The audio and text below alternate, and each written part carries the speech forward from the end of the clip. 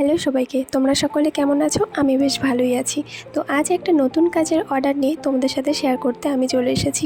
তো কাজটা প্রায় 2.5 থেকে 3 মাস আগে এক বোন আমাকে অর্ডার দিয়ে রেখেছিল। ও চেয়েছিল পার্পেল কালারের একটা পাঞ্জাবি। যখন আমি দোকানে গিয়ে পার্পেল কালারের পাঞ্জাবির খোঁজ করছিলাম, তখন দোকানদার বলল যে পার্পেল কালারের পাঞ্জাবি নাকি কটন ব্লেন্ডারেরই হয়, পুরোপুরি পিওর কটন হয় না। তো আমি তখন কাস্টমারকে জিজ্ঞাসা করে নিলাম যে এই কাপড়টা নিলে কোনো প্রবলেম হবে কি না। আর আমিও দেখেছি কাপড়টা বেশ খারাপ নয়, আমার হাজবেন্ডও পরে কটন ব্লেন্ডেড কাপড়টা বেশ ভালোই, আর অনেক দিন রঙটাও টিকে থাকে। কিন্তু আঁকতে বসে তখন হয়ে গেল ঝামেলা, কারণ আমি প্রায় 2-3 বার করে কোট করছি, তবুও যেন রঙটা টেনে নিচ্ছে। তোমরা প্রথমে দেখতে পেলে লাইন্সগুলো টানার সময় আমি তুলিতে রঙ নিচ্ছি আর বারবার করে রঙটা খেয়ে নিচ্ছিলো।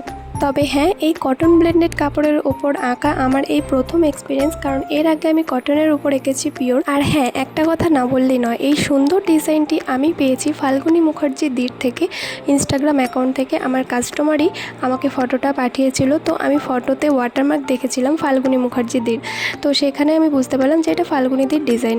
তো আমার আঁকা এই ভিডিওটি তোমাদের কেমন লেগেছে অবশ্যই কমেন্ট করে জানিও, আর যদি ভালো লেগে থাকে অবশ্যই একটা লাইক কমেন্ট শেয়ার করো, আর সাবস্ক্রাইব করে আমার চ্যানেলটির পাশে থেকো, যাতে আমি আরও উৎসাহিত হয়ে আরও নতুন নতুন কাজ করার চেষ্টা করতে পারি। থ্যাংক ইউ দেখার জন্য।